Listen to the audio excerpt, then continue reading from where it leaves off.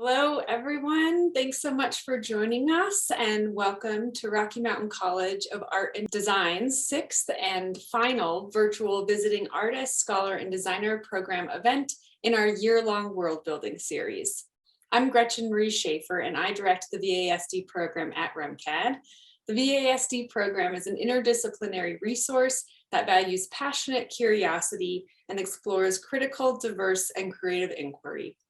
This program enriches the academic experience for all of our students at the college and engages communities in the Denver metro area and beyond.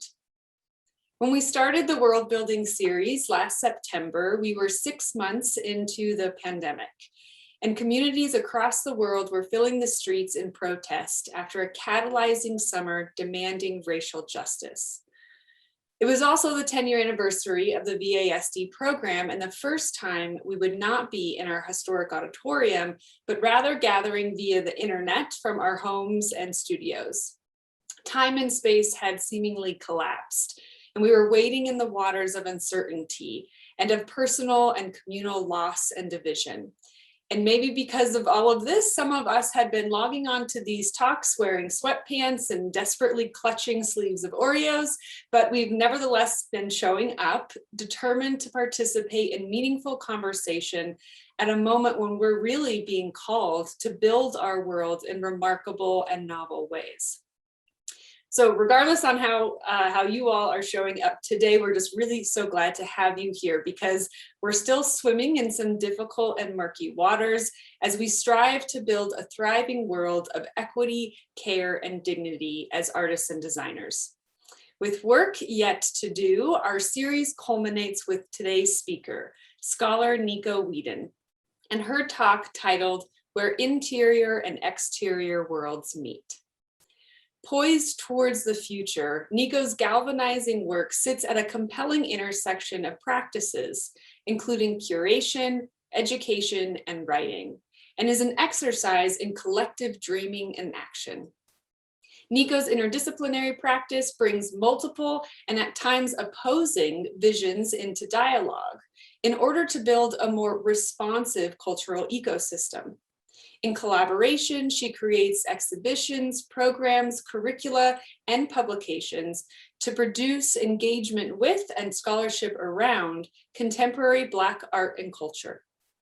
In her talk today, Nico will transparently discuss her own world-building journey and will share tools for cultivating an alignment between individual values and institutional practice. Nico holds an MA in Creative and Cultural Entrepreneurship from Goldsmiths College, University of London, and a BA in Art Semiotics from Brown University. An artist-first advocate for Black, Indigenous, people of color, and women in all endeavors, Nico uses her myriad platforms to expand the canon of contemporary art, while cultivating a community of professional practice and collective care. She does this as the founder and principal of Building Fund, LLC, an innovation platform for BIPOC artists, entrepreneurs, and neighbors, and through her consultancy, Nico Wheadon Projects, where she delivers cultural strategy and curatorial guidance to artists, cultural institutions, entrepreneurs, foundations, and government agencies. An arts writer and contributor to Art Handler magazine, ArtNet News, the Brooklyn Rail, and other publications, Nico's first manuscript, titled Cultivating the Cultural Commons, a toolkit for civic engagement with, beyond, and through the museum space, is slated for publication later this summer. Currently, Nico is also teaching at the junctures of art history, creative and cultural entrepreneurship, and museum studies as an adjunct professor at Barnard College, Brown University, and Hartford Art School. And now it is my absolute pleasure to introduce Nico Wheadon. Hi, thank you so much, Gretchen. I feel like this is the big reveal, turning my, my camera on. Thank you all so much for joining us here tonight. I'm really excited to be in conversation with you. My presentation should run a little under an hour, and I'm super eager to get to the place where we can engage each other in some of these ideas around world building. So I am going to share my screen. Give me one moment here. Give me one more moment.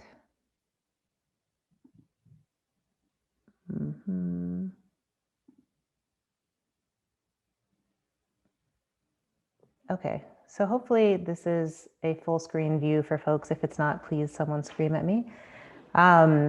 So I entitled my talk today, Where Interior and Exterior Worlds Meet.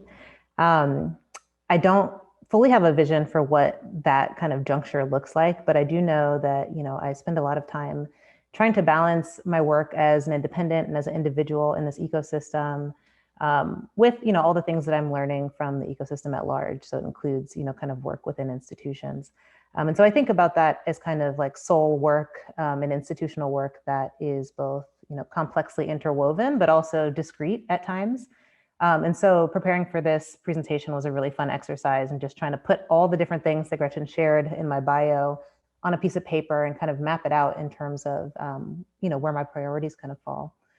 And so I just thought that I would start today by, oh, hold on. There we go. By sharing a little bit about who I am that you will not find in my bio that Gretchen read. I think it's important to identify as like a person first, showing up to this work. And just in terms of, some of the trust that we might build in this world of the internet, just wanting to like lay a couple of things bare about me so that you understand, both my position and relationship to the work that I'm involved in. But yeah, also the communities that I'm a part of and that I care about. So some things in my bio will not tell you. I'm Black, I'm queer, I'm an artist, I'm very much a nerd, a dreamer, introvert, extrovert, those two things constantly coming into conflict. An Aquarian for people that know what that means. And someone who's lived in 15 cities across 5 countries. I'm 37, so that feels like some kind of commitment to constant movement. And I think that I've definitely learned a lot from living and operating in these different communities and contexts. As Gretchen said, I work predominantly as a consultant to cultural institutions, government agencies, and artists, entrepreneurs. That list feels like it's expanding every day as other folks begin to kind of align and identify their work in different ways. I'm a curator and producer of programs, exhibitions, publications, live events. I think the more and more we see this word curator kind of adapt to an evolving ecosystem and to evolving mediums of production, the more comfortable I am with it. Most recently, I've been really exploring this world of educational consulting. So what it means as someone who didn't study how to be a teacher, but who teaches from my lived experience, developing curricula that really engage the art world in complex ways. And most recently, an author. I'm writing a book, which is totally crazy. It's not a thing that I really thought that I would do, but in the way that all the worlds I build are collaborative, it is a book that is co-authored by 44 other amazing people that I'll talk about later. So this presentation, I tried to structure it in a couple of different ways. The one that worked the best for me was to kind of showcase my work that, takes place inside of institutions. So like all the places that send me a W-2 at the end of the year. And, a short disclaimer that, I kind of entered into these spaces. I say as a spy, but that sounds more like, I don't know, meditated than it actually was. Someone that was really interested in learning institutional structures and systems, but also kind of the culture that's possible and the change that's possible inside of institutions at a certain scale, and then bringing all of those back to my own communities as tools to build our own institutions. So, as much of my career has been spent inside institutions as it has outside. And then, of course, consulting, you get your 1099s at the end of the year. For me, it's like a really liberating practice and way of working. I actually like having both. And I think as students kind of set into the world and decide, if the thing that you make is going to be the thing that funds your reality and like pays your light bill, I always encourage students to kind of try and find a balance between the stability of institutionalized work and, the real freedom of working as an independent for institutions. And so often, I just kind of take what I've learned and then take it back to the spaces where I'm really excited to engage the work. So a few tools that I'm going to share today. I'm going to talk about core values that kind of guide my priorities and pursuits, partnerships, and practice. How to really adopt a modular approach to building a career. So kind of resisting a singular expertise and identifying multiple skill sets that can translate across kind of sectors and fields. Doing that work collaboratively and across disciplines. And then really kind of learning to tap into your own professional voice. I think of it as a thing that's constantly evolving and that needs, kind of constant cultivation as a result. And so just sharing, some tips on how I've kind of worked through that as a professional. And so this is like my favorite slide of the presentation. What are values? I talk a lot about values more recently, more than ever. I think because it really is the kind of like anchor that keeps me grounded as I navigate and move through my work in all of these different institutions. So just to hit you with like a real dictionary definition, values are a person's principles or standards of behavior, one's judgment of what's important in life. This is like very true for me. I think of values as like a kind of guiding principle, but also, just how the things that I care about show up in my kind of daily actions. I think when you think about why values are important and why anything's important, I tend to like turn to the work of Black thinkers and artists. And so being inspired by how Bell Hooks talks about a world, that's made possible by kind of moving through a value-centered approach. And she says, dominator culture has tried to keep us all afraid, to make us choose safety instead of risk, sameness instead of diversity. Moving through that fear, finding out what connects us, reveling in our differences, this is the process that brings us closer, that gives us a world of shared values, of meaningful community.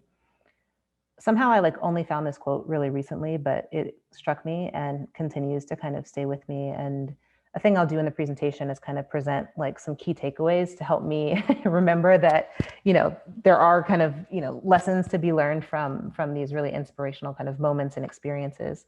And so I think in her words, you get this sense of what's possible when embracing a values-driven approach, which is really change, right? I think a lot of institutions and a lot of people right now are talking about this need for change. Oh, sorry, my husband's calling me. And yeah, I think it's also, this idea of risk and meaningful community born from connection. I think in her quote, you also get this sense that values are shaped by forces that are much larger than us. And so, as people that enter into institutions, as professionals, just a reminder to kind of keep our finger on the pulse and to see, the things that we can control and those that we cannot. But also that values, are a tool of liberation and resistance. And so keeping this all in the back of our mind as we kind of move through. So just, moment of transparency, like what are some of my values? I tried to break this up into, personal and professional. I think that there's clearly a lot of crossover, which we'll see. But it felt like an important exercise, again, because I identify as a person first when I show up in these roles. And so wanting to really kind of like put the advice that I give to others into practice and articulate what it is that motivates me, what it is that motivates my work, and more importantly, what it is that brings me into community with others. And so what I was able to kind of, tap into, and again, a work in progress, is authenticity, community, strength, integrity, freedom, empathy, purpose, candor, duty, and love. These are all like huge concepts, as you'll know. So I think I chose the words that I think, encompassed all of the other kind of thoughts that felt really important to me. But, this is when I show up in, interactions on the street, when I show up in partnership with others, these are the values that I'm bringing with me. And if these are not present, I'm typically not going to stick around. So, it's a really important kind of filter through which I'm able to say, this is worth my time and worth the people that I am trying to serve's time. And this is actually just something else. And so professionally, I think, again, very similar. I think the work that I've been doing within nonprofits, within culturally specific nonprofits to be specific, is really, mission-driven work that's oriented around love, justice, dignity, service, integrity, creativity, reciprocity, innovation, community, and collaboration. And so, again, this is just a snapshot into kind of what my motivators are, but I think it was an important place to kind of ground our discussion. So, the question, where do my personal and professional values meet? Interior and exterior worlds, how do they collide? And so what I kind of identified as the intersection was, integrity, community, and love. And as I kind of begin now to share with you some of my journey through different institutions and through different projects, this felt really important because it's how I showed up to the Studio Museum in Harlem in the first place, which has really kind of been a home for me professionally over the years. It was my very first job after graduating Brown in 2006. And yeah, I think I was drawn to the mission, right? I was drawn to the way this institution was able to articulate those values that really motivated to work in a mission that was basically 2 sentences. So I've pasted it here for those that don't know this institution. I'm not going to read it, but I encourage everyone to go find their way to this institution because the work that it's doing is and has always been like really, really profound. So the Studio Museum in Harlem, first job, I go there, I'm an intern in the curatorial department. At the time, I didn't really know what curating meant. I looked it up clearly, but, I didn't know on a personal level, like what that meant in terms of school, skills that I had acquired through kind of like a liberal arts education. And so, I went to Brown for art semiotics and literary arts. I knew that I was an artist. I knew that I was a writer. I knew that I was most comfortable in community with artists and writers, but I had never found a community of practice that was comprised of people that looked like me in any way. And so to land in the Studio Museum with this kind of, majority Black like lens and focus, I was just completely blown away. Like I didn't even really believe it to be real. And as an intern, it's like, it's all unreal because, you've never really seen the inner workings of an institution. But, as basically like a 21-year-old person, I was granted all this access to how scholarship is produced around contemporary art, like around living artists. And I was super inspired. I got to work directly with the artists in residence at the museum. So I worked on their exhibition and their catalog. I got to contribute to a group exhibition, Flow, which is part of the museum's F series. And, I think for me, it was a really kind of clarifying moment where I said, okay, well, this is what curating is on paper, but for me, this is an opportunity to be a part of a team, a collaborative team, whose mandate is really to build worlds that reflect, a more diverse canon for contemporary art. And so that was my definition, my working definition at the time in 2007, which now feels eons ago. And so I was there for roughly a year. I was promoted from intern to curatorial assistant, like a temporary curatorial assistant to a permanent curatorial assistant after that. And, I think part of my decision to move, key takeaways.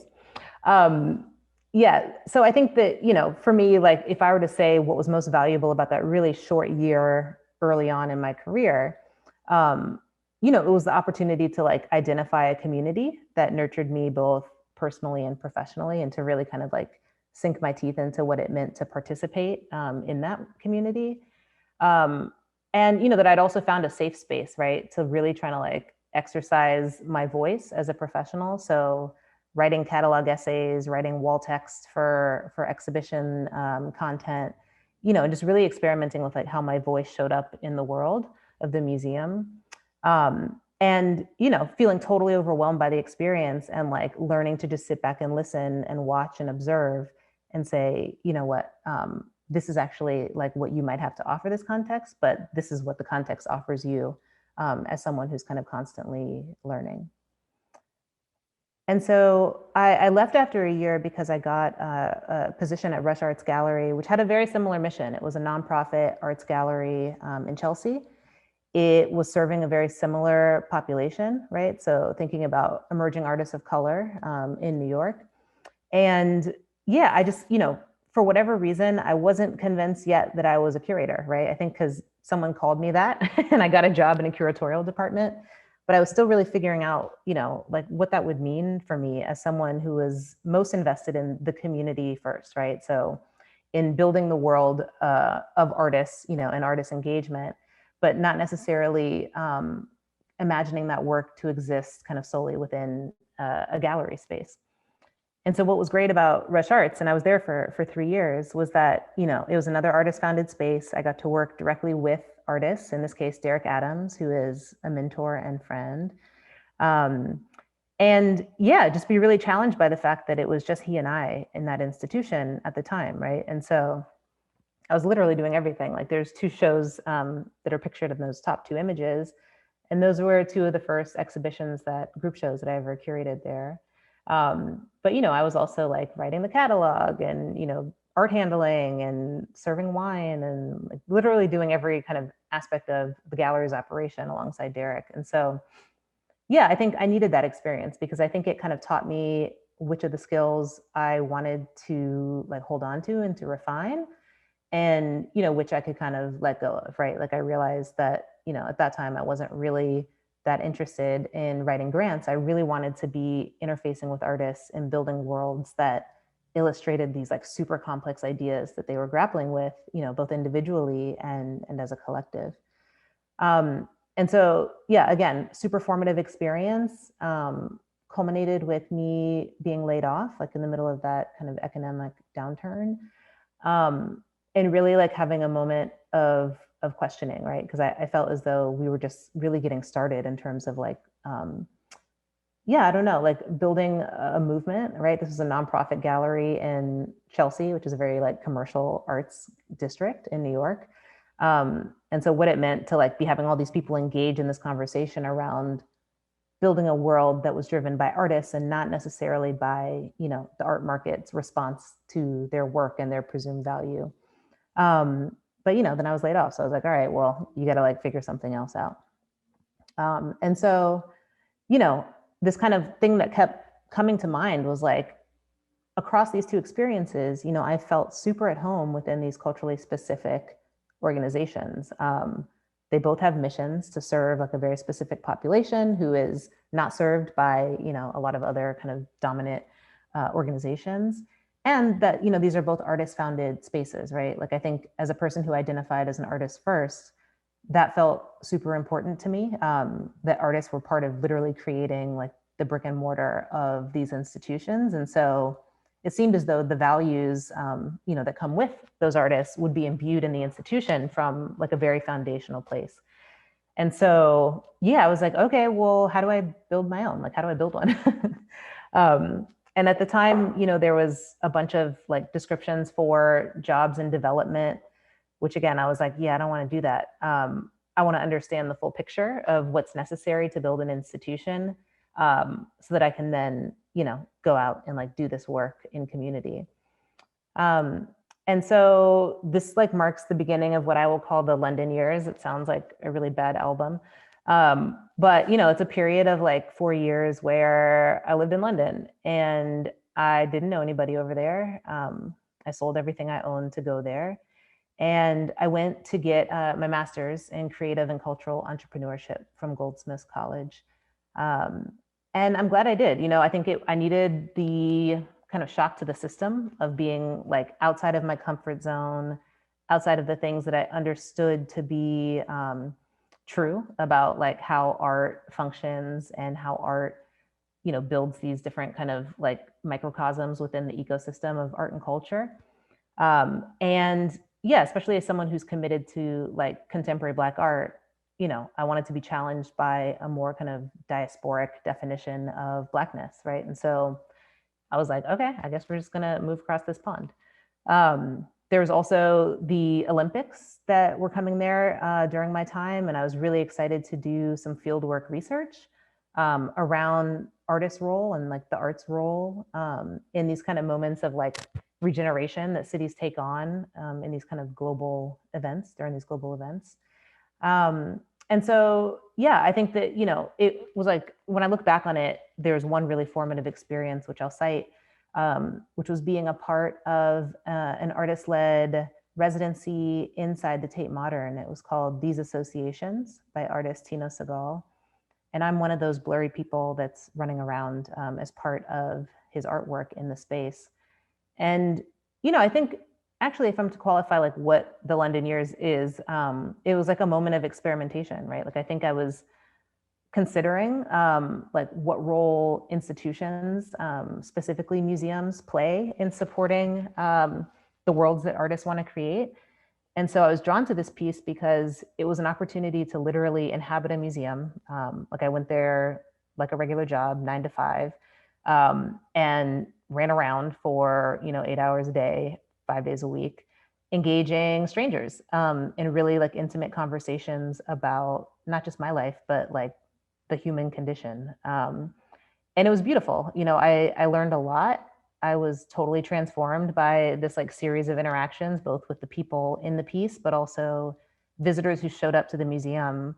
Many of them really hungry for like whatever it was that they imagined they might get from this piece that centered, human beings in connection, as opposed to art objects. And so, yeah, I think, it's, as I consider, kind of where this fits within the larger, arc of narrative of my time in museums, this was probably the only time that I showed up without a role that prescribed how I engage the space, right? So as a participant in this piece, I wasn't a curator, like I wasn't paid to construct a space or build a world for others, to kind of come in and inhabit. I wasn't an educator, so I wasn't teaching about the space. I literally was the artwork. And, there was something really liberating about that for me as someone trying to find their place, within and without institutions. And so I think, again, some key takeaways. And this is, I'm speaking to you as like students who I imagine are making some professional but also personal choices about like how you spend your time and what you do in the face of adversity, especially this moment, like underlined. And so for me, a thing I've always done is I've allowed kind of my pursuit of like knowledge, higher education, whatever you want to call it, to carry me into these kind of unlikely spaces. Where I end up learning like completely different things than I went there to learn, right? Like I went there to study creative and cultural entrepreneurship. I left being transformed by an artist project. I did learn about the former, but I think when I think about the kind of hierarchy of knowledge that I left with, yeah, there's some really unlikely kind of things that I learned. I also think that it's important that you be an active agent in your own professional development. And so I think, this kind of case study of like being laid off, and then saying, what, instead of taking what's in front of me, I want to go get some more skills so that I can actually build or be a part of a thing that more resembles the work that I want to be engaged in. In Tino's piece, I was kind of reminded that like artists are natural entrepreneurs, right? Like they're constantly coming up with these amazing platforms and ways for, art to engage the public, that I think institutions can really learn from in terms of like just innovation, but also how to steward culture. And then, yeah, I think to fully understand a challenge, that you have to kind of lean into it and like inhabit it fully, which is uncomfortable. I had no money while I was in London, but I figured it out. And I brought back, more lessons than debt. So when I came back, I landed right back at the Studio Museum, which is, a testament to my love for the mission of that place. I first came back as a consultant to the communications department, so helping on the 50th anniversary messaging. So really thinking about like what this moment meant in history, at the Studio Museum. But then also as the director of public programs and community engagement. So when I came back, it was a department that didn't yet exist. It had kind of recently been pieced out from education. And so what it meant to build an entire, department of a museum from the ground up with this focus on ongoing education and community engagement. And so, when I got there 2014, one of the first things that my team and I kind of identified was that, we really have an opportunity to innovate in this moment, right? Which is that the museum is about to close its walls, tear down its building, and be this kind of itinerant museum model for a period of, however long it takes the museum to rebuild its facility in its current location. And so it just felt like a real prompt to do things differently. And so, I was thinking about just like the space of adult programs in general and how often it is that, you have these theater programs where everyone is like sitting and they're all facing one direction. The knowledge and expertise is like emanating from the stage. And how when I think back on what the museum's mission is, right, this dynamic exchange of ideas about art and society, I was like, I couldn't think of anything like less dynamic than this picture, right? And these are all people I love. This is a program that was amazing. I learned a lot, but I was like, how do we do both, right? Like, how do we keep the dynamism and this kind of sense that a museum is a space for learning? And so, yeah, I basically was like, what if we just kind of lock this space up and only use it when we really need a screen or like a thing that everyone needs to be pointed the same direction, and start embracing other platforms within the museum as a programmatic space, right? So I was thinking, this is the museum's atrium. I love this picture actually, because, you can see that there's like natural light on the left. This is 125th Street. So this is literally the membrane between the museum and the public. There's this Glenn Ligon piece that's hanging in the atrium, which is called Give Us a Poem. There's like a small wall text next to it that I wrote as an intern back in 2007. Fun fact.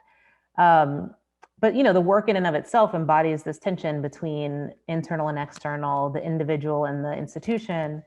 And because it's oscillating back and forth in these neon lights, you really get this sense of like interplay and interdependence. And so I was like, yeah, why don't we program this space? Like there's nice light. There's a clear line to the street. So people walking by can say, hey, you know what? I've never been in there, but I want to go see what's going on. And I don't know, it just felt like there was an opportunity to create more moments of recognition for people outside the museum and people inside the museum. So really thinking about, again, interior and exterior worlds meeting and where that happens, and being intentional in how you design that space. And so this program, DAPline, which is one of my favorites, really was like an experiment in weaving together all of those spaces of the museum. And so it moved from the atrium to the gallery. As you can see, this is, a group of people convened inside the main gallery of the Studio Museum. They're in front of an Elizabeth Catlett sculpture, one of my favorites.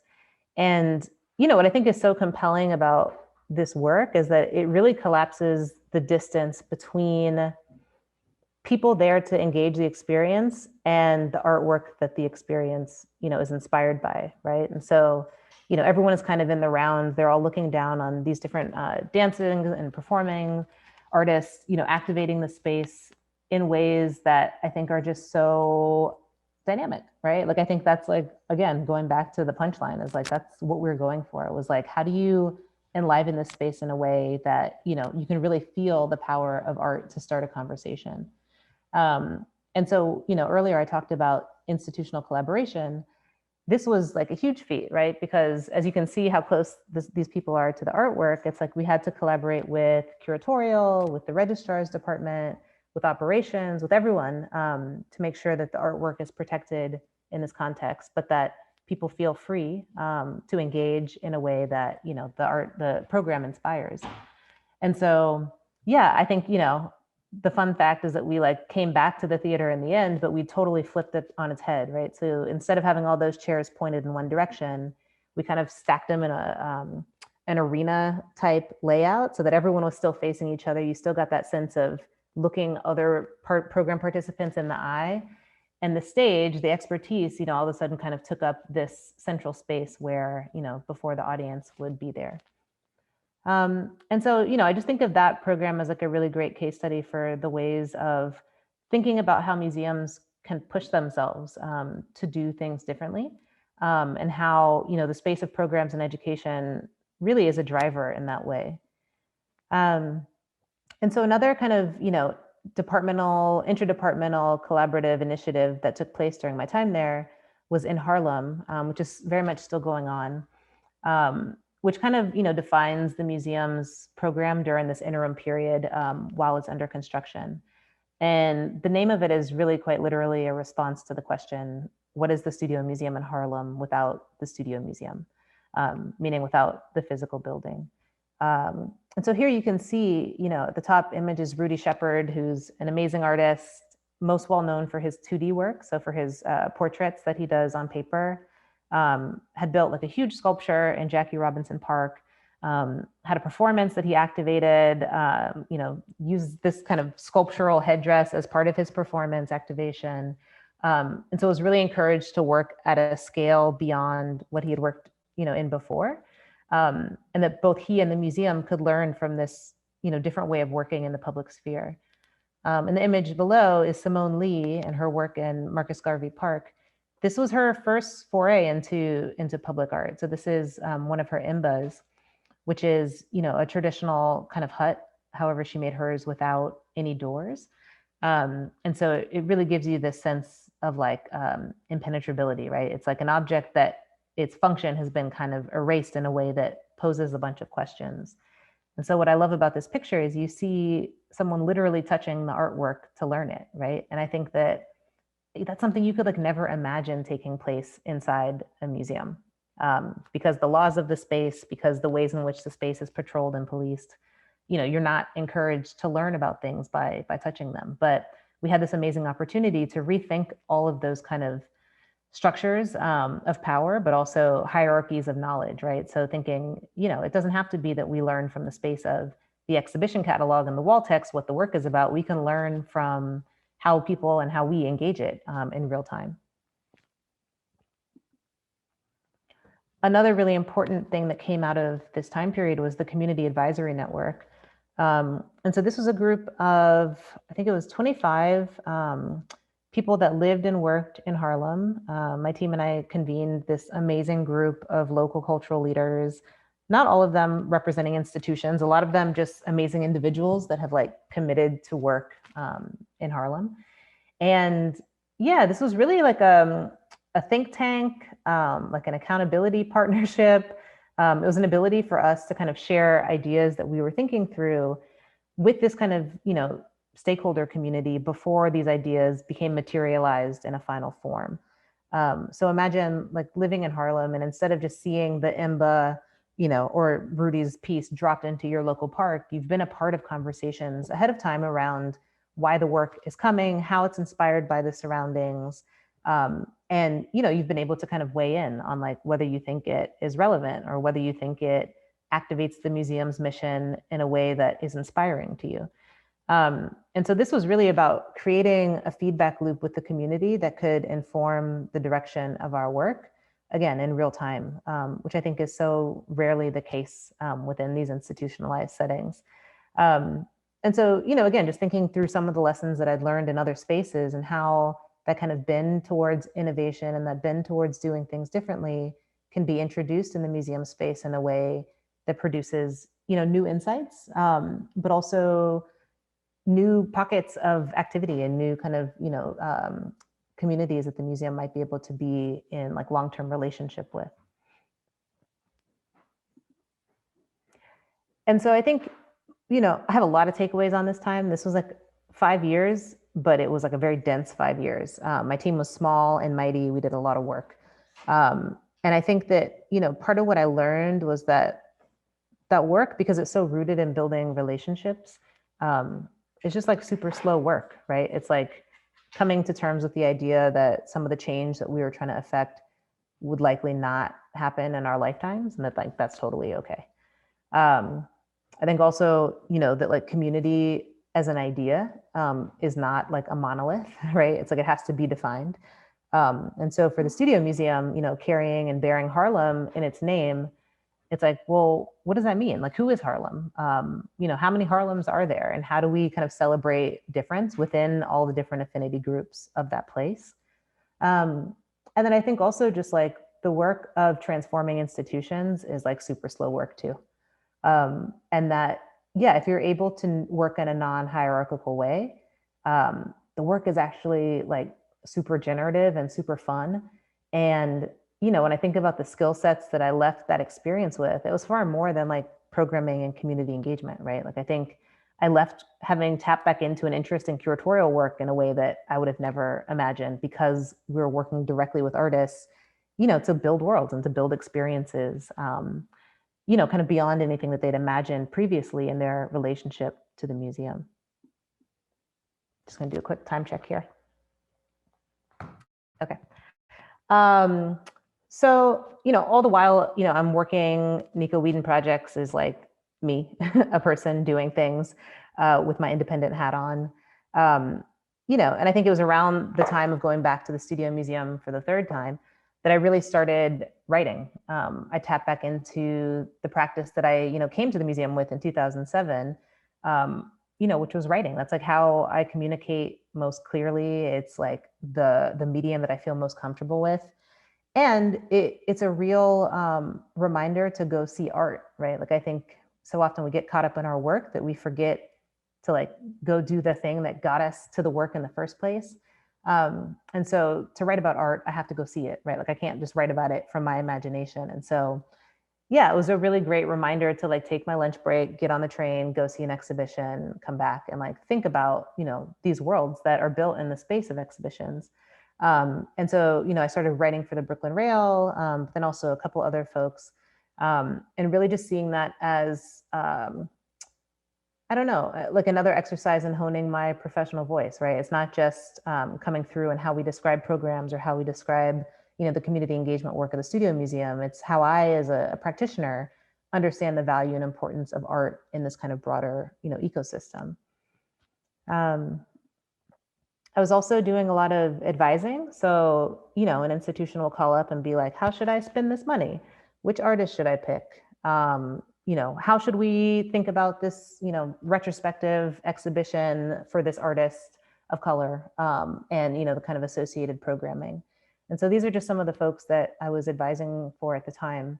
Again, all still while working at the Studio Museum. So this is kind of, imagine like nights and weekends, Nico, and lunch break, Nico, engaged in this activity. And for me, it was super important because I think you can get such blinders on when you find yourself in a single institution, especially for long periods of time. The Studio Museum has this amazing track record of people working there for like 20, 30 years, which I think is actually really, really beautiful.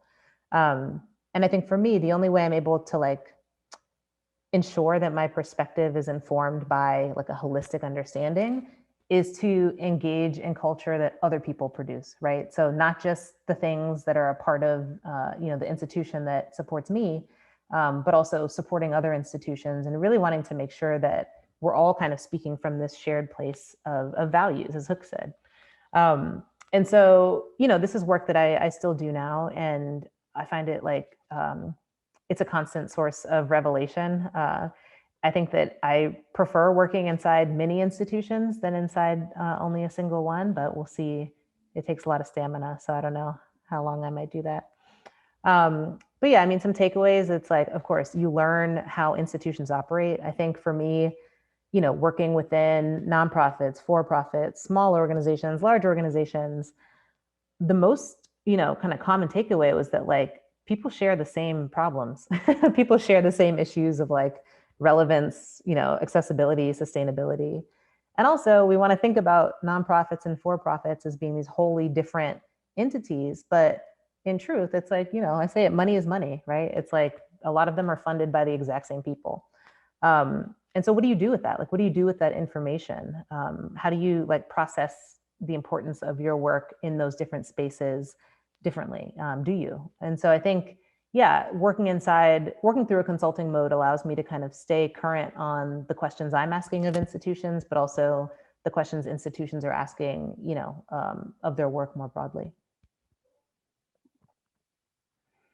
And so I left the Studio Museum in 2019 to move here to New Haven, which is where I am now, to be the inaugural executive director of Next Haven, which is, an artist-founded arts incubator. It like ticks all the boxes of the things that I described, as kind of being important to me, and that definitely kind of are like the through line in these experiences, right?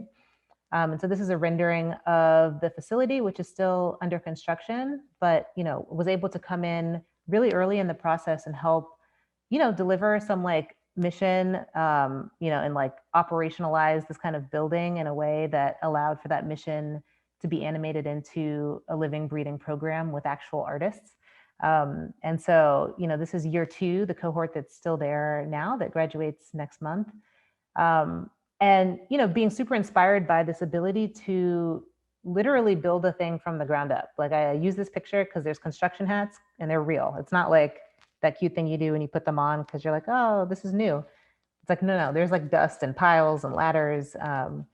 And so, for me, it was like, how often in someone's career do you get the opportunity to take a risk like this, right? To leave the stability of a 50-year-old institution to go and be a part of building something that aspires to one day be something similar, right? And so to do that with artists, in the driver's seat kind of at all turns, right? So in both the founders, but also in the kind of core, stakeholders of the program, was like a once in a lifetime opportunity. And so super fortunate to, have really been able to have the opportunity to, lead an institution for the first time in my career. Which again, if I think back on like why I moved to London, why I studied creative and cultural entrepreneurship, it was for these types of opportunities to be a part of building something that is completely different than, the types of institutions that we've already inherited. And I think, it was around like the end of my time there. I left at the end of last year, that I really kind of got back into education. It's something that I'd always done through the space of programs, but, I was really excited by the apprenticeship program and the opportunity to like work with and learn from these amazing local high schoolers. Of everyone in the program, they've lived in New Haven the longest. So I considered them the experts in like what art can be, and like how art kind of currently exists in this ecosystem here in New Haven. And so, I was developing curriculum for both them as high schoolers, but also for the fellows that were, in the studio program and the curatorial program. And so, as I kind of transitioned out of this program, I was thinking about like, okay, so what does professional development for artists look like? Is it a thing that's taught in school? In my experience, no. Is it a thing that's taught, through these kind of fellowship programs? Yes. But like, who are the teachers? Like, who are the facilitators of that education? And so a thing I've been experimenting with recently is working with all different types of organizations, some, listed here, to really think through like what the professional development of artists looks like in a kind of curricular form. And so, the most recent and kind of most notable one that I was a part of was for HBO. There's a new documentary out called Black Art in the Absence of Light. And so, I've never developed a curriculum for a film before. Like that's not like a thing I've done, but I think it draws on skill sets that are, similar to some of the experiences that I've had.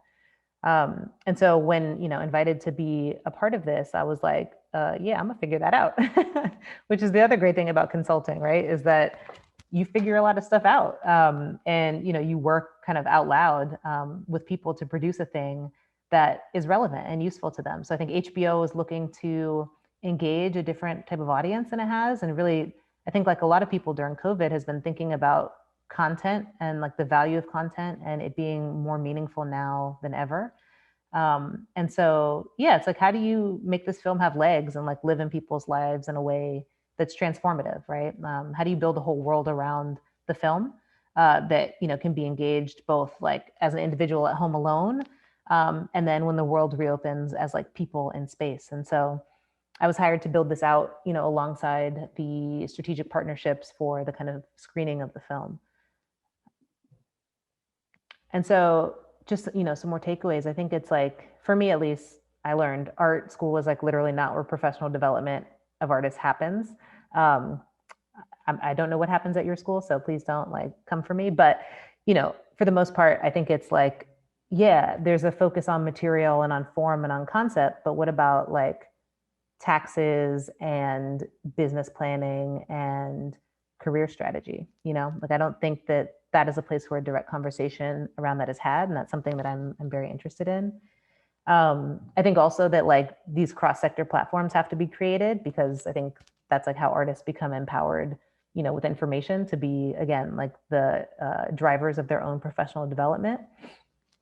I also think that like non-academic communities of practice are really important. I think being in school is one thing, but I think having the desire to kind of constantly be in community with other makers makes you a better artist. I think it holds you accountable to people, to ideas, and it demands that your work does more than just be pretty. And and lastly, I think, that mentorship is really essential. It's not a thing that we're all gifted. It's often a thing we have to seek out, but that whatever form it comes in, even if it's just you mentoring someone, it's really transformative. I think so much of the experience of the art world is not documented, it's not written. It lives as this kind of oral history. And so, yeah, I think being able to share that with someone that wants to learn from you, or vice versa, I think is like really powerful stuff. And Gretchen, let me know how much time I have going here. I think I'm pushing up on the end. So, cut to current day, 2021. My partner and I founded the Building Fund. And I think that for me, this is like a constant source of learning, and a constant kind of way to stay in dialogue with our community here in New Haven. So we bill ourselves as an innovation platform, but really what we do is we serve as thought partners to artists and to neighbors that have radical ideas for our community and for our place. And so thinking about how we can lend whatever expertise we might have, in support of projects that emanate from our neighborhood, and that we're not the ones to come and like project that onto this place, as people that have only lived here for two years now. And so, yeah, what it means to be like a professional listener, what it means to be a professional question asker, and how to do those activities with a real desire to know and understand how the answers and the lessons might fit within a broader kind of understanding of the needs of the ecosystem. And so, we've done one project so far. I think it's a pretty good illustration of like our values-driven approach. The project was the brainchild of artist Allison Minto, who's a local photographer, who's really interested in like helping families tell, save, archive, document their stories. And so she led a workshop at a local library, the Stetson Library, which is, I think it's like 96% Black, right? Like all the authors, all the publications are by Black authors, it's like our own Schomburg Center here in New Haven. And then supported by, in more ways than one, Art Space, which is a local arts organization here in New Haven. And so, the four of us as entities kind of at a table thinking through, how do we transform Allison's, initial idea to really like deeply serve Black families in New Haven in this kind of, important act of like claiming and reclaiming our own stories into something that has multiple ways of being engaged in the world. And so, ultimately this project will have an exhibition. It will have hopefully like an oral history podcast component. And then it has the kind of educational space of the workshops where we like physically gather and engage, our neighbors and like what their histories are and how those are interwoven and kind of inextricably bound to this place. It's around this time that I'm also getting back into curating. I took basically like a decade-long break. And, just in terms of the theme of world building, really getting back into like, and this extends as always from like directly working with artists, what it means to be building exhibitions in this moment, that are both like immediate. I think part of what I'm trying to do in my work now is really kind of shed some of the bureaucracy of institutionalized curating, right? So not working with like a 3-year planning window, but really working with artists and galleries that are willing to kind of rise to the occasion, to put forth exhibitions that like respond to this moment in time as it's like current for people, right? So this is a recent show that I curated at Sapphire Contemporary in New York, and it features 4 artists. It's called Homebody. And it was really thinking about like how we build and find solace in our home, in our bodies as like a home, and why that's important, especially in moments like now where we're feeling so isolated from others. And so it talks about like identity as a site of experimentation and play, and resistance, and just being really excited that that's a world I was able to build with others, right? I didn't come in as a curator that was like, this is my vision, make it happen. I came in as someone who physically couldn't even go to the space, right? Because of COVID, was doing this all over Zoom and FaceTime and email. And so I really got to collaborate with the exhibiting artists, with the gallery, and with a whole host of other people to help realize this kind of world that was asking a bunch of questions about this time. And so, I think that for me, and I think hopefully this has like been driven home so far, but building worlds is like super collaborative work. My voice is never the only voice, even if I'm the person that in some way or another is leading, the activity of building that world. And I think that for me, it's like before any collaboration on building any kind of world can thrive, it's like starting from that place of shared values and shared vocabulary is like a must. And so I think for me, spending a lot of time in those initial studio visits with artists and exhibitions that I curate, changing my mind, right? Like being like, well, that was what I wanted to build a show about, but I'm realizing now talking to these artists that no one else is talking about that. So like, let's just ditch that.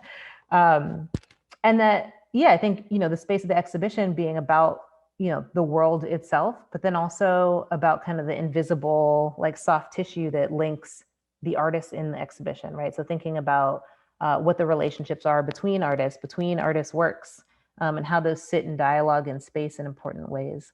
And then how my work as a curator can really be to bridge those kind of, bridges with people beyond the space of the exhibition.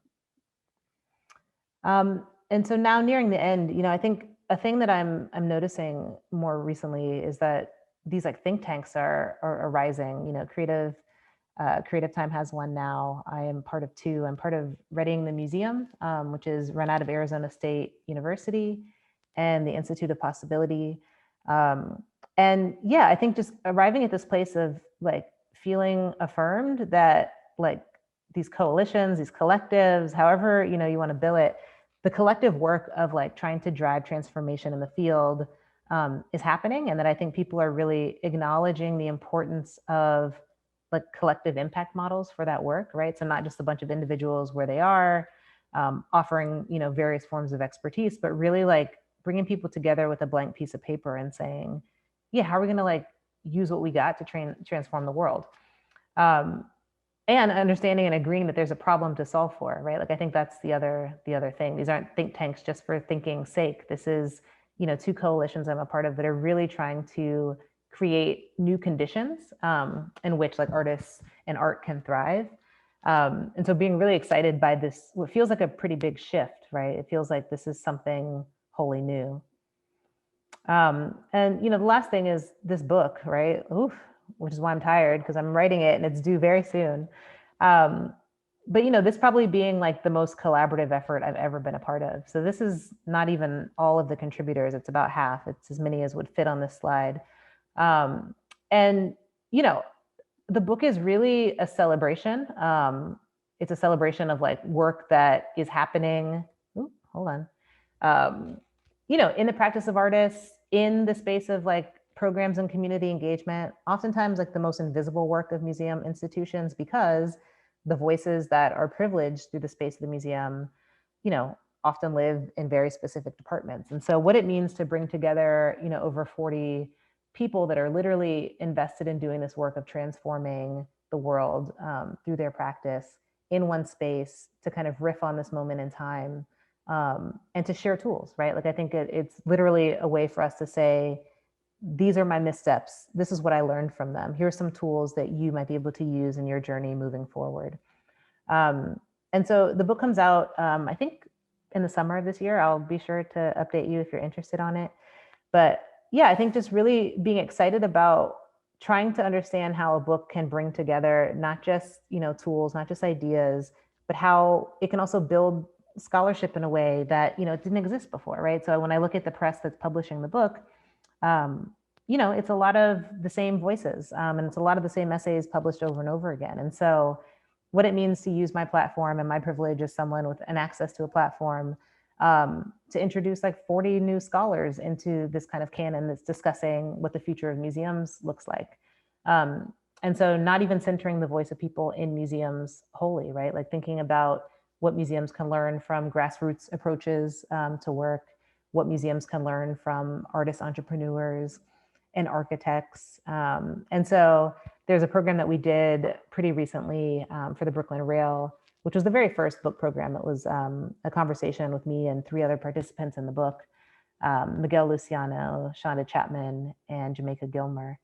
And I can send you a link in the chat when I close this out. But yeah, just, that's it. I think being in this place of question asking and being super grateful to be doing that in community with these 44 thinkers. So I think now is the time for me to be quiet and to open it up to Q&A. Awesome, Nico. Thank you so much. Zoom round of applause for you. Thank you. Yeah, thank you so much for sharing an incredible wealth of information. We do have a couple questions in the chat that came in as you were speaking, but I just want to invite everyone. We have a little bit of time for some questions. So if you have a question for Nico, please just put it in the chat and I'll read it out so that Nico can address it. So go ahead and throw all your questions in there and we'll get through as many as we can this evening. So I'm going to start with a question from Martha. So she mentions that this idea of slow work in relationships really resonates with her a lot. Yeah. But she's wondering, for our students, what advice would you have for students who want to move at the speed of light? Want immediate things to happen and wants to see these results? What would you like to share with them? Yeah. I mean, I think it's fine to do that. And I think, for me, that's certainly why I kind of, juggle this practice of like working inside institutions and working outside, right? Because I think the truth of institutions is bureaucracy, right? And so I think being, just understanding that like work happens more slowly inside of institutions because of that. And there's a trade-off, right? Like I think that, change and like the scale of impact also increases with, working inside institutions. And so the question is like, what is the thing you're working on and how important is it to anyone other than you? And so I think that if you're going to be working on that through an institution, patience is like a must. I say that, also being really proud of the kind of interdepartmental team that we had at the Studio Museum working on in Harlem that, again, is still there. I'm just the one that is not there. That we found a way to do both and be inside an institution, right? So there is certain things that we were able to say, you know what, we can put this together, in 2 weeks as opposed to 2 years without sacrificing quality. But I think that's the thing that happens oftentimes when people try and react. I think part of the issue with like all of the solidarity statements that are coming out of museums is that they're coming out so quickly that I don't know that they're like taking time to really think through what an action plan of like putting that solidarity into practice looks like. And so, I think certain work just must remain slow if it is to remain like, sustainable and authentic. But when it comes to artistic practice, when it comes to writing, when it comes to other forms of creative production that don't necessarily have to flow through the same channels of bureaucracy, I think it's like, do what you got to do at the pace you got to do it, but also remaining open to the critique, right? Like, I think that that's the danger is, I think, saying that, I want to be a part of the moment. I want this thing that I'm doing to resonate without necessarily putting in the work to understanding like where it has roots. It actually undermines the work in the long term.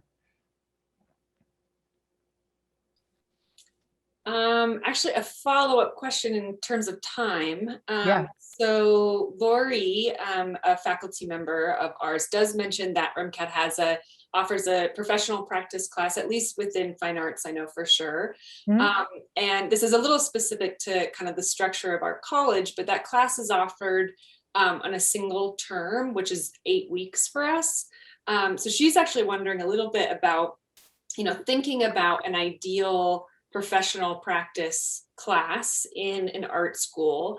What, again, kind of connected to time, what does that look like within, a student's time at a college? And I'd specifically ask too, what kind of content through your experience would you find? I mean, you mentioned like the practicalities of things, right?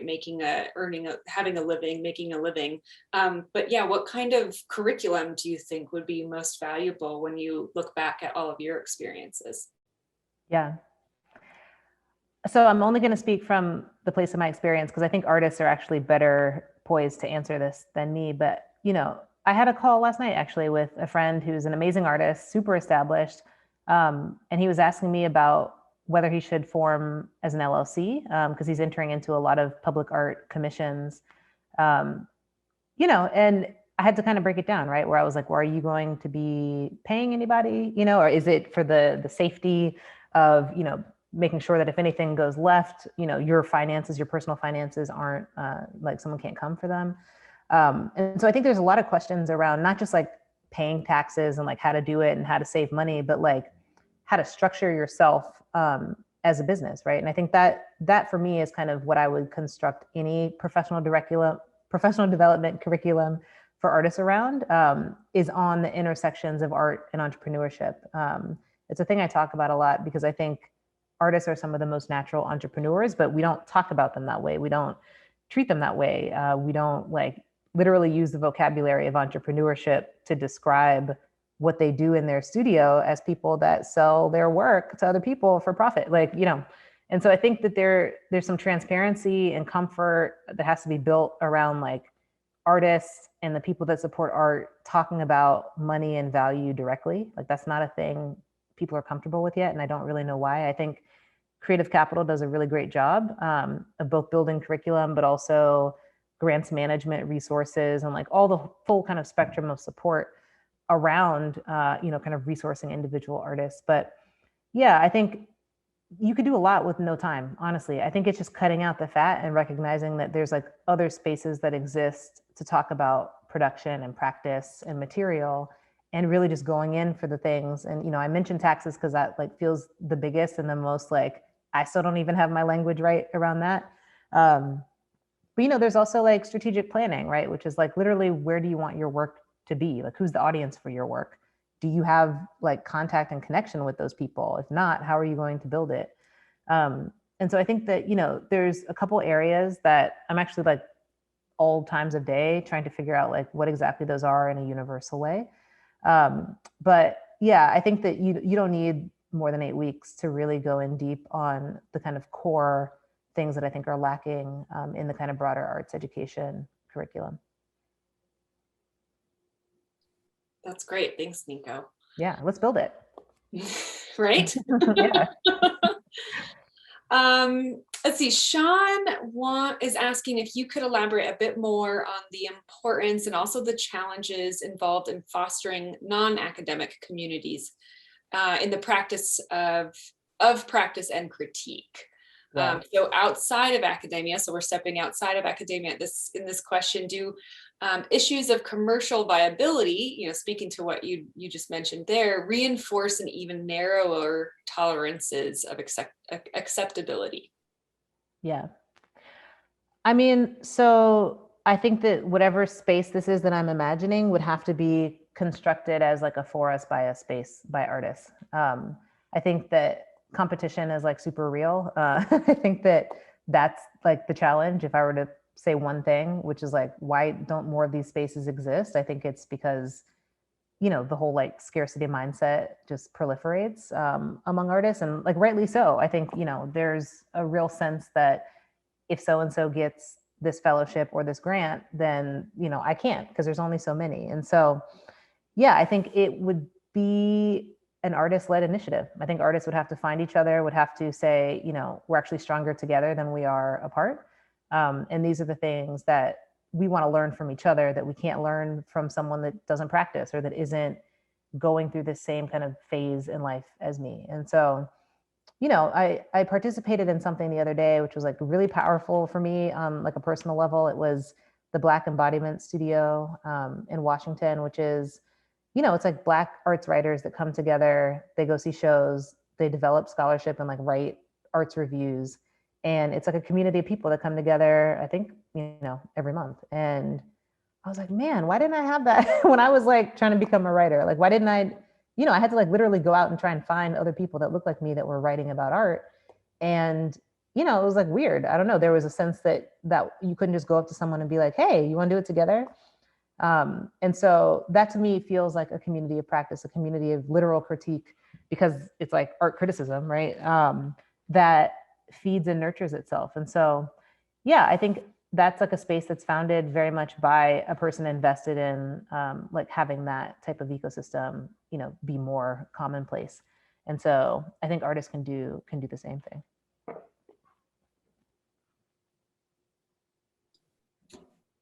Were there any other, so Tammy has kind of a question about even other types of classes, maybe related to business, including things like just the math classes or ethics, business and ethics, and wondering how you've maybe seen those kind of courses, or maybe courses, completely outside. Like I think, a lot of our liberal arts courses, psychology, those kinds of things. How do those fit into professional practice for artists, or folks working in any of these kind of fields? And yeah, have you seen that in different places, or we'd like to see more of that? What would that look like? Let me make sure I understand the question fully. So like things more like ethics and philosophy and kind of these things that feel less and math practical. classes, science, did any of those courses influence you, or have you seen those? I just, through your, so cross-disciplinary, and I think so often our students, those things don't feel connected, and I think we can see how professional practice and those business courses could be connected to their work. But I'm curious if you've seen even, other fields influence your own kind of work, or seen that as really beneficial for artists in any kind of curriculum within academia or outside. Yeah.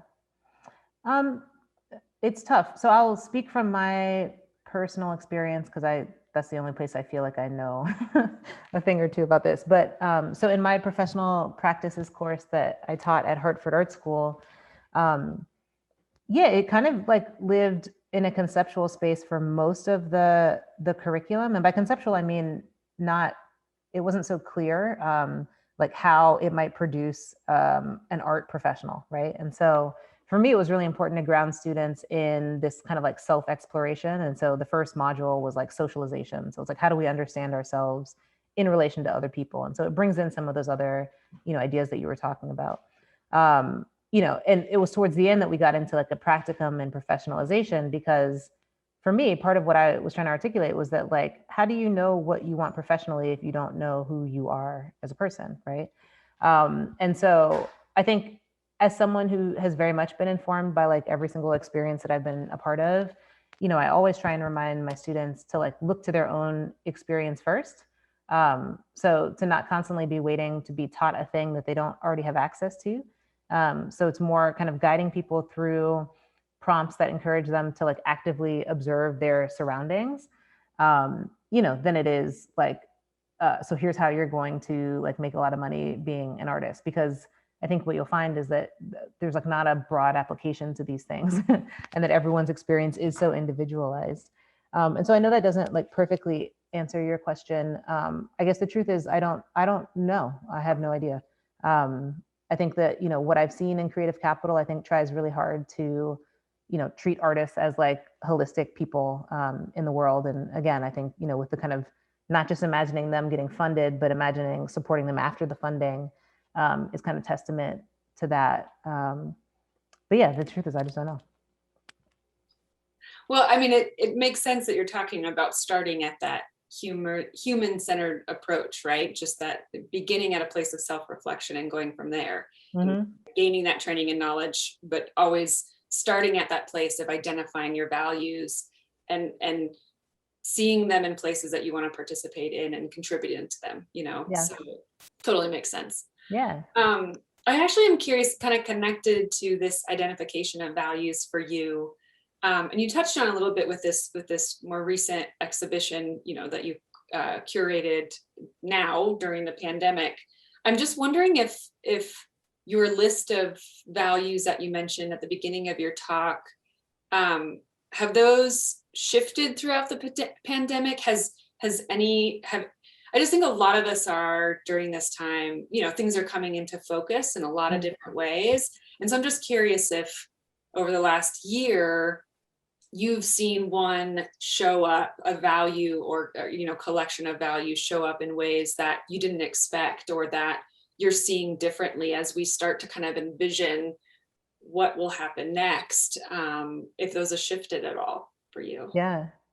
Well, I mean, I should say that like even the act of articulating them was born from this moment, right? That feels like super important to say. I don't just like walk around with that list in my pocket.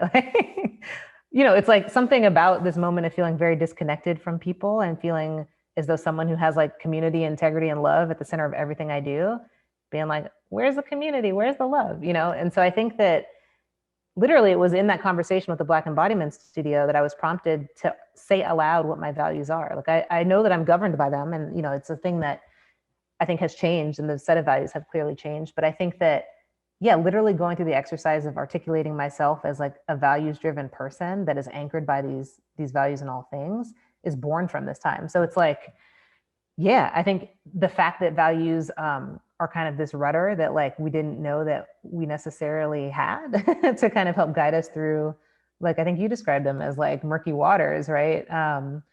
Yeah, I think it's like it's very of this moment. And I think that the other piece is really reflecting on working in all of these mission driven organizations, right? And so how am I as an individual showing up in this kind of collective work of activating the mission? I think that's a thing I've always asked, because even in mission driven spaces, you'll find people that are like, oh, wait, why are we all here?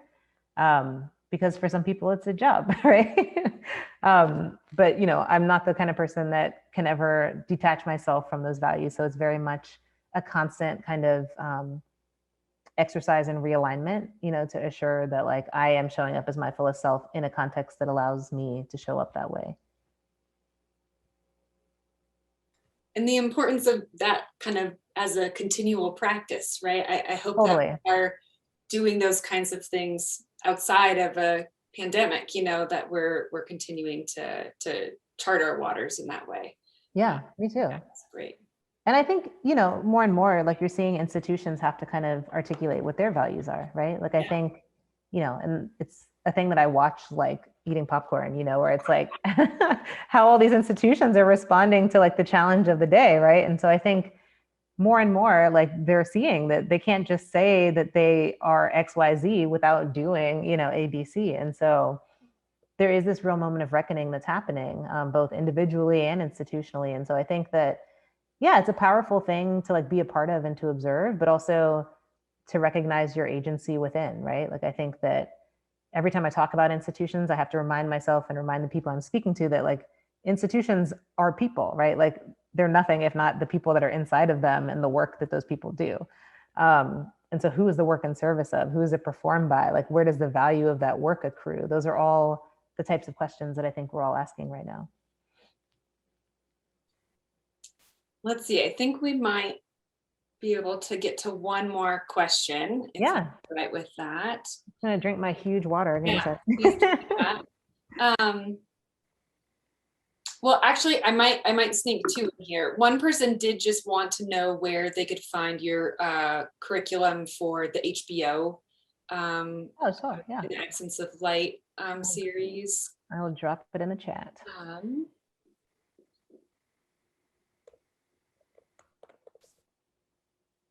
And then, yeah, I think then we have one other question.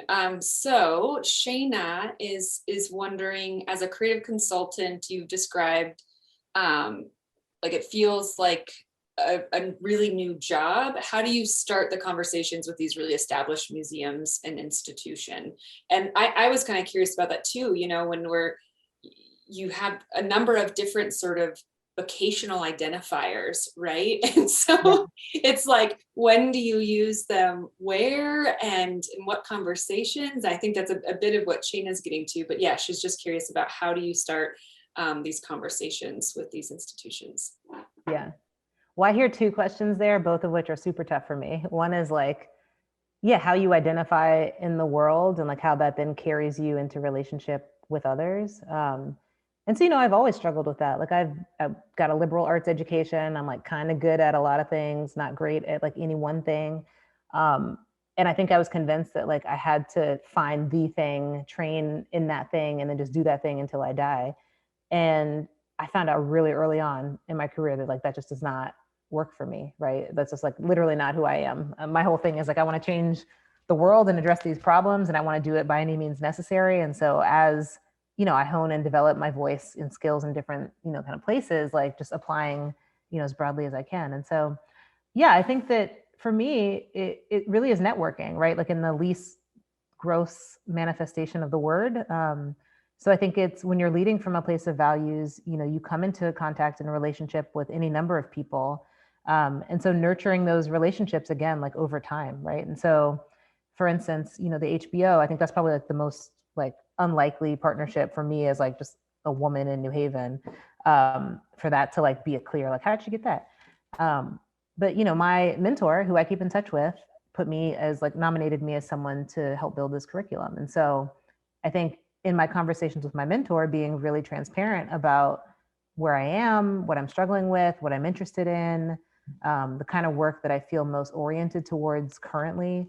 I think having like a working awareness of where you are, like on a very personal level, and communicating that transparently to the people that are in your corner, is really important, right? Because I think then they carry you in their thoughts as they enter other spaces. And so you could be asleep and your mentor's out here at a meeting where someone's like, do you know any educators that like are interested in contemporary Black art and like developing and designing experiences around living artists, right? And it's like, I can then pop into her mind as like someone to nominate for this. And so, yeah, it's not by magic. It's not, by hierarchy. Like it really is just like me being me in every human interaction that I have, and trying to be really honest about what I care about, and what I'm working on, and allow that to really bring me into meaningful relationship with other people.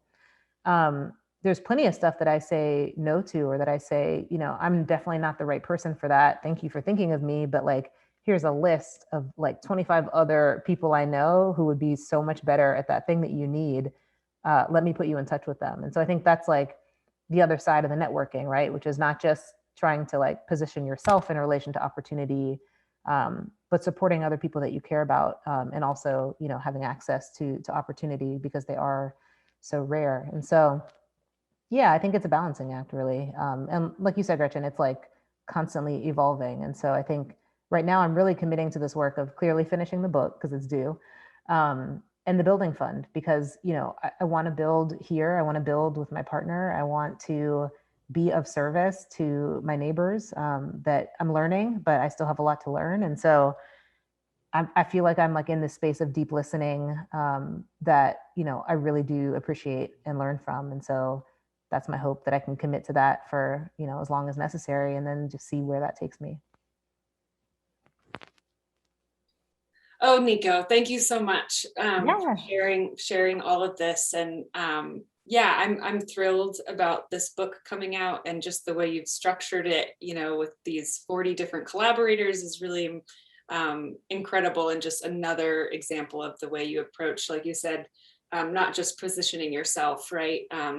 And really all of this work is just why I was just so honored for you to accept our invitation to be our culminating speaker as part of world building, because this values kind of centered approach, in community, is really the world I want to be a part of in the art world. So Yeah, I'm grateful for you sharing your work with us this evening, and I'm thrilled to share it with our students, and inspire all of them to continue to do similar work.